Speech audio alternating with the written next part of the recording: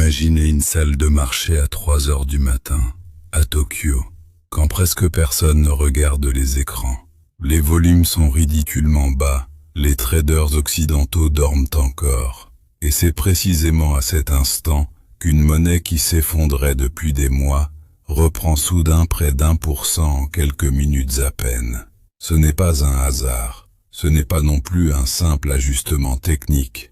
C'est le genre de mouvement qui porte une signature, celle d'une main qui sait exactement quand frapper pour que chaque dollar dépensé produise le maximum d'effet. Et cette main, cette fois encore, appartient au Japon. Parce que oui, le Japon a de nouveau bougé. Discrètement mais efficacement, il est revenu sur le marché des changes pour vendre des dollars et racheter du yen, tentant une fois de plus de freiner la chute de sa propre monnaie. Un bond d'environ 100 points de base en quelques minutes, en pleine nuit, alors que l'attention mondiale était rivée sur un tout autre événement, la publication du rapport sur l'emploi américain. Le timing n'a rien d'accidentel. On dirait presque que Tokyo a choisi ce moment précis parce que les regards étaient ailleurs, parce que l'écran de fumée était parfait, parce qu'une intervention noyée dans le bruit d'une actualité économique majeure passe plus facilement inaperçue et frappe donc plus fort. Mais voilà le problème, et c'est là que l'histoire cesse d'être une simple manœuvre monétaire pour devenir quelque chose de bien plus inquiétant. Cette intervention ne résout rien. Elle ne fait qu'acheter du temps, pendant que la pression venue des États-Unis, elle, ne cesse de croître. Parce qu'à Washington, on parle désormais sérieusement d'une nouvelle hausse des taux. Les probabilités qu'au moins une hausse intervienne d'ici la fin de l'année s'élèvent déjà à 75%. Et pour le Japon, une seule hausse américaine suffirait à porter un coup terrible, car elle creuserait encore l'écart entre les taux des deux pays, un écart qui, justement, écrase le yen depuis des années. Et c'est précisément ici que la politique du dollar fort, portée par le secrétaire au Trésor américain Scott Bessent, cesse d'être une simple ligne de communication pour devenir un piège structurel pour Tokyo. Depuis des mois, le message venu de Washington est limpide. Les États-Unis veulent un dollar fort, et ils le veulent encore plus fort. Une position dangereuse dans le contexte actuel, parce que la demande pour les obligations souveraines américaines montre déjà des signes de faiblesse, et parce que Washington a besoin plus que jamais que les investisseurs du monde entier continuent d'acheter sa dette. Écoutez cette petite phrase, presque anodine en apparence. Nous ne commentons pas cela, sinon pour dire que nous avons une politique de dollar fort. C'est tout. Pas d'explication, pas de nuance. Juste une ligne de conduite martelée comme un dogme. Et derrière cette phrase se cache une logique implacable. Pour l'administration Trump, l'année 2025 a été une année de préparation du terrain. Et 2026 doit être l'année d'une économie américaine très forte. Un dollar fort dans cette optique attire les capitaux vers les actifs américains et soutient la demande pour les bons du Trésor. C'est un pilier du plan. Mais ce qui est un pilier pour Washington devient une trappe pour Tokyo. Et c'est exactement pour cette raison que cette énième intervention sur le yen, aussi spectaculaire soit-elle sur le moment, n'a presque plus d'importance en soi. Le Japon est contraint de revenir encore et encore sur ce même terrain, alors que tout le monde, y compris ses propres autorités, sait pertinemment que cet outil ne règle pas le problème de fond. Alors pourquoi continuer? Pourquoi s'acharner avec un instrument dont l'inefficacité a déjà été démontrée? C'est exactement cette question qui rend la situation si dangereuse.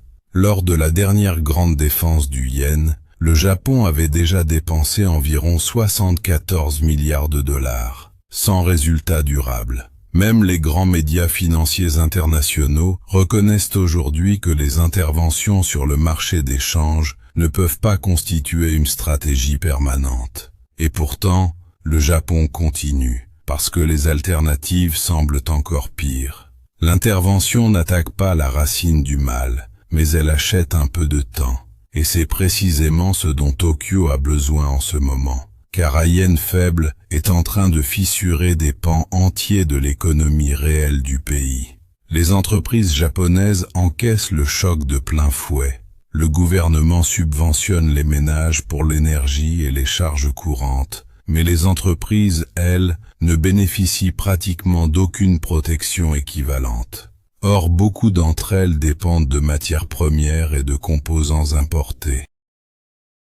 Quand le yen s'affaiblit, les importations coûtent plus cher, les coûts de production explosent, les marges se compriment, et à un certain point, une partie du tissu économique tout simplement ne tient plus.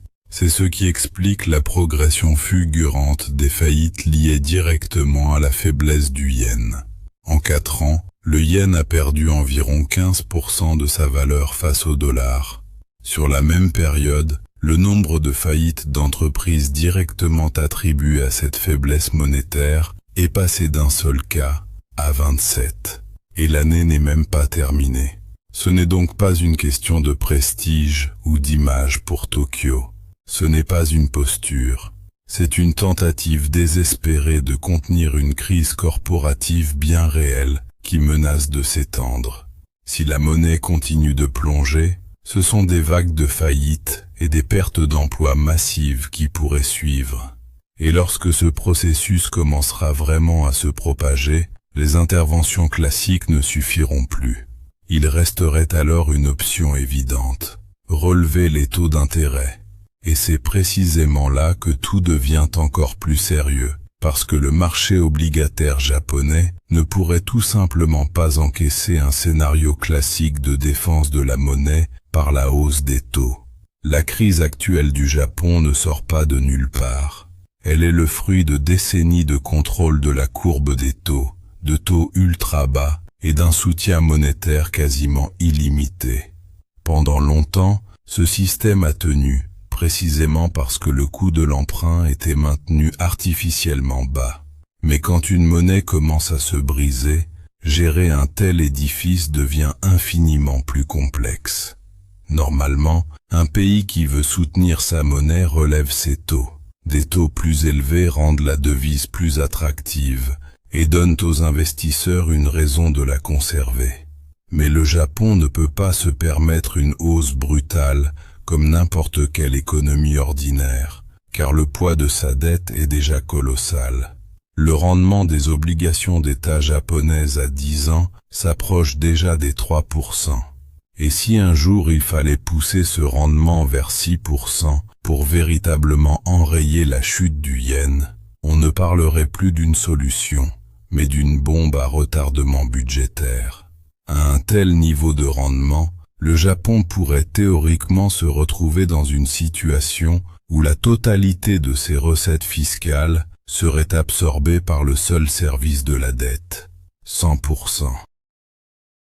Je ne pense pas bien sûr que le pays ira jusqu'à cet extrême, mais l'avertissement, lui, est un peu plus clair. Relever les taux pour sauver le yen n'est ni une solution simple, ni indolore. Cela pourrait soutenir la monnaie tout en créant, dans le même mouvement, un cauchemar budgétaire. Et les investisseurs étrangers, eux, l'ont déjà compris. C'est exactement pour cela qu'ils commencent à se retirer. On a déjà observé un scénario similaire avec les obligations américaines en 2025. Les investisseurs vendaient leurs bons du trésor, même quand les rendements restaient relativement élevés, parce que le dollar lui-même perdait en pouvoir d'achat. Quand une monnaie chute suffisamment, le rendement ne suffit plus à compenser la perte. On peut toucher des intérêts, et pourtant se retrouver largement dans le rouge, une fois la conversion en devises étrangères effectuée. Cette même logique frappe désormais le Japon de plein fouet. Sur les 5 dernières années, le yen a perdu 31% de sa valeur face au dollar. Un investisseur étranger ayant acheté des obligations souveraines japonaises en 2021, quand les rendements frôlaient zéro, se retrouve aujourd'hui avec une perte d'environ 30%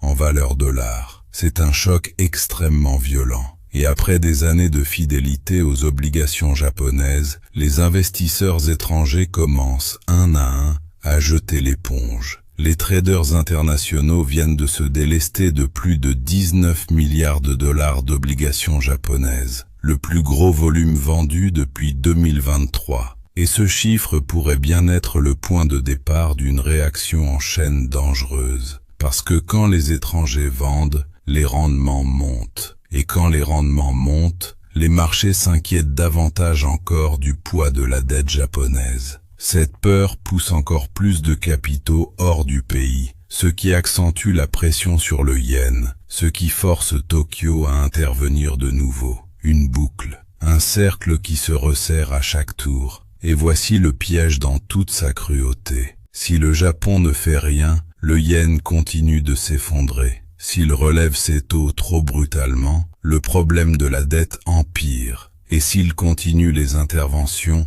il brûle ses réserves en dollars, sans jamais toucher à la racine du mal. Si ce cycle continue de se dégrader, Tokyo pourrait finir par devoir toucher à un actif que Washington redoute par-dessus tout devoir bouger. L'immense portefeuille japonais d'obligations souveraines américaines, un investissement qui se chiffre en milliers de milliards de dollars. Et c'est exactement à ce moment précis que l'histoire japonaise cesse d'être un problème japonais pour devenir, brutalement, un problème américain. Si vous voulez comprendre ce qui se passe vraiment derrière ces mouvements de marché qui semblent techniques, mais qui redessinent l'équilibre financier mondial, abonnez-vous et laissez un like, parce que la suite va vous montrer à quel point ces deux crises, japonaise et américaine, sont désormais imbriquées l'une dans l'autre. Le Japon peut encore, pendant un certain temps, vendre des dollars pour protéger le yen. Mais s'il commence à vendre massivement des bons du Trésor américain, la pression basculera directement sur le marché de la dette des États-Unis. Et c'est précisément le scénario que Washington redoute par-dessus tout. Une remontée des rendements est la dernière chose dont Donald Trump a besoin en ce moment, parce que tout son discours économique repose sur la croissance, sur des marchés forts, sur l'idée d'une Amérique qui distance à nouveau le reste du monde. Des taux élevés renchérissent la dette, pèsent sur les entreprises, fragilisent l'ensemble du système. Et Trump le sait mieux que quiconque, parce que des taux élevés frappent précisément le point qu'il essaie d'éviter à tout prix. Écoutez cette déclaration, révélatrice du fond de sa pensée. Quand ils augmentent les taux d'intérêt, ils essaient de détruire le succès. Et moi, je ne veux pas détruire le succès. Et encore, en réalité, nous devons baisser les taux d'intérêt. Et si l'inflation revient, vous savez, les gens vivent avec l'inflation, mais si elle revient, que faut-il faire? Il faut la réprimer. Le problème, formulé simplement, est le suivant. Trump veut des taux plus bas et des emprunts moins chers. Mais la crise japonaise pourrait justement pousser dans la direction opposée. Et l'économie américaine, elle, souffre déjà même avec les taux actuels. Aujourd'hui, 40% des petites entreprises américaines sont déficitaires. Et savez-vous pourquoi? Elles sont tout simplement écrasées par les charges d'intérêt. Les petites entreprises consacrent désormais environ 31% de leur trésorerie d'exploitation au seul remboursement de leurs dettes. Des chiffres proprement vertigineux. Quand près d'un tiers du cash flow opérationnel part directement dans le service de la dette, il ne reste presque plus rien pour embaucher, pour se développer, ni même parfois, tout simplement, pour survivre. Et l'écart est immense. Le gouvernement américain, lui, peut emprunter autour de 4,5%. Une petite entreprise, elle, peut se voir proposer un taux de 7 à 9% sur un crédit classique à 10 ans, parfois presque le double de ce que paye l'État. Alors si le stress observé sur le marché obligataire japonais venait à se propager au marché de la dette souveraine américaine, poussant les rendements encore plus haut, les dégâts ne resteraient pas confinés à Wall Street. Ils se propageraient dans le crédit aux entreprises, dans les plans d'embauche, dans les décisions d'investissement et finalement dans les prix payés par les consommateurs eux-mêmes. Et cela nous amène droit vers l'un des points les plus fragiles de l'économie américaine actuelle, la bulle de l'intelligence artificielle. Parce que tout cet essor a été construit sur une croyance unique et simple. La demande allait continuer de croître indéfiniment, le financement resterait accessible, et les investisseurs continueraient de considérer les centres de données comme une mine d'or garantie. Or, on observe déjà des signaux qui détonnent avec ce récit optimiste. Meta, l'un des géants du secteur, cherche à vendre ses capacités excédentaires à des clients externes, plutôt que de les utiliser en interne. Une question dérangeante surgit alors. Si la demande est vraiment aussi forte qu'on nous le promet, pourquoi l'une des plus grandes entreprises du monde cherche-t-elle des acheteurs pour des capacités qu'elle n'utilise pas?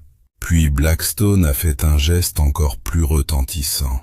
Le géant de l'investissement a commencé à céder des participations dans des centres de données en Virginie, encaissant environ 3,5 milliards de dollars sur de l'immobilier lié à l'intelligence artificielle. Si cette expansion est réellement sans limite, comme on le répète partout, pourquoi l'une des sociétés d'investissement les plus expérimentées au monde choisit-elle précisément ce moment pour sortir de ses projets? Mais l'histoire ne s'arrête pas là. Blackstone a également renoncé à une partie importante d'un nouveau projet de centre de données en Virginie. Le développement annulé faisait partie d'un campus de 2100 acres, prévu pour accueillir jusqu'à 37 bâtiments distincts. Un projet d'une ampleur colossale. Et l'abandon d'un plan de cette taille montre clairement que les risques perçus pour l'avenir sont devenus, aux yeux même des investisseurs les plus aguerris, trop lourds à porter. Et sur le terrain, la résistance monte elle aussi, rapidement. Dans l'un des comtés de Virginie, les autorités demandent désormais aux écoles et aux services publics de réduire leur consommation d'électricité. Les habitants ordinaires, eux, sont priés de faire des économies, pendant que les centres de données continuent d'aspirer des quantités astronomiques d'énergie. Et forcément, les gens commencent à se révolter. Selon un sondage récent de l'Institut Gallup, 7 Américains sur 10 s'opposent à la construction de nouveaux centres de données dans leur région, et près de la moitié d'entre eux s'y opposent farouchement. Ces installations consomment également d'énormes volumes d'eau pour le refroidissement et exercent une pression considérable sur les réseaux électriques locaux. Dans les zones proches de centres de données déjà existants, les prix de l'électricité ont grimpé de plus de 260% en 5 ans. Autrement dit, cette infrastructure a désormais un prix bien réel pour les gens ordinaires. Des factures d'électricité qui explosent, une pression insoutenable sur les ressources en eau, une colère locale qui grandit, et des investisseurs de premier plan qui commencent à encaisser leurs gains et à sortir des projets. C'est précisément pour cette raison que les commentaires publics de Trump sur les taux d'intérêt deviennent de plus en plus tranchants. Il comprend parfaitement qu'une hausse des taux est exactement le point de rupture susceptible de briser toute cette histoire de croissance économique qu'il a construite. Écoutez encore cette phrase, presque une confession. Chez eux, c'est une phobie, une obsession maladive de l'inflation, alors que la croissance peut être bénéfique pour l'inflation, pas seulement néfaste. Et il n'y a aucune raison pour que nous nous arrêtions à 4%. Nous devrions avoir une croissance économique de 12 ou 13%. À l'ancienne époque, c'était comme ça. C'est exactement ainsi que nous avons bâti ce pays. Et maintenant, vous annoncez quelque chose de positif, et eux veulent l'étouffer en augmentant les taux d'intérêt. Bien sûr, une croissance du PIB de 12% sonne magnifiquement bien à la télévision. Mais dans les faits, Ce chiffre est totalement déconnecté de tout scénario économique réaliste. La seule voie logique vers un tel niveau de croissance nominale, c'est la destruction pure et simple du système du dollar, l'hyperinflation, et une planche à billets tournant à plein régime du côté de la Réserve fédérale. Dans ce cas de figure, oui, on pourrait effectivement obtenir des chiffres de PIB gigantesques, mais ce ne serait pas une croissance réelle. Ce serait de l'inflation déguisée en réussite économique. Et les intentions d'embauche, elles, dessinent déjà un tableau bien plus sombre. En juin, les entreprises américaines ne prévoyaient d'ajouter que 11 000 emplois, soit 44% de moins qu'en mai. Et le problème est en réalité bien plus profond qu'un simple mois de faiblesse passagère. Les intentions d'embauche déclinent depuis 5 années consécutives, et depuis 2020, elles ont chuté de 84%. La pression, donc, vient désormais de deux directions à la fois. Si la bulle de l'intelligence artificielle éclate, l'économie commencera à se contracter. Et si, au contraire, elle continue de gonfler, les coûts énergétiques continueront de grimper, et les communautés locales resteront écrasées sous une pression toujours plus lourde.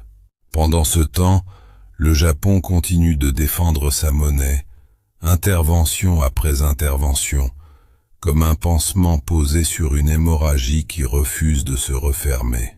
Et si, un jour, Tokyo se résout finalement à vendre une partie de ses bons du Trésor américain, les rendements aux États-Unis pourraient s'envoler au pire moment possible, précisément quand l'économie américaine est déjà fragilisée par le poids de sa propre dette, par une bulle technologique vacillante et par une colère populaire grandissante face au coût réel de cette expansion. Écrivez en commentaire où, selon vous, tout cela va mener. Et abonnez-vous, parce qu'à partir d'ici, cette histoire ne fait que devenir plus sérieuse. Alors posons la vraie question, celle que presque personne n'ose formuler à voix haute. Est-ce que le marché américain a réellement la capacité d'absorber un choc pareil ? Si les rendements continuent de grimper, entraînés par une réaction en chaîne partie d'un archipel situé à des milliers de kilomètres de Wall Street, quel domino tombera le premier ? Les petites entreprises, déjà à bout de souffle sous le poids de leur charge d'intérêt, les valeurs technologiques, portées à bout de bras par des promesses de croissance infinie, ou la bulle de l'intelligence artificielle elle-même, celle-là même qui, depuis des mois, tient debout sur une foi plus que sur des chiffres. Ce qui est certain, c'est que le Japon n'a plus vraiment le choix entre de bonnes options. Il n'a plus que des mauvaises options, et il doit choisir laquelle lui coûtera le moins cher. Chaque intervention nocturne, chaque vente discrète de dollars, chaque décision de la Banque du Japon n'est plus un geste isolé. C'est une pièce d'un engrenage bien plus vaste. Un engrenage qui relie directement le sort d'une petite entreprise du Texas, écrasée par ses charges d'intérêt, au sort d'un fabricant japonais à Osaka, qui ne peut plus payer ses fournisseurs, en passant par un centre de données en Virginie que plus personne ne veut voir sortir de terre. Et si cette version des faits est la bonne, si le Japon finit véritablement acculé à toucher son immense réserve d'obligations américaines, alors ce ne sera plus une simple crise monétaire régionale. Ce sera le point de bascule d'un système financier mondial tout entier, construit sur l'hypothèse fragile que le dollar restera fort indéfiniment, que le Japon continuera d'acheter la dette américaine sans limite, et que la bulle technologique ne cessera jamais de gonfler. Rien de tout cela n'est garanti, et c'est précisément ce qui rend ce moment si dangereux. Personne, à Tokyo comme à Washington, ne semble avoir de plan pour le jour où ces trois hypothèses s'effondreraient en même temps.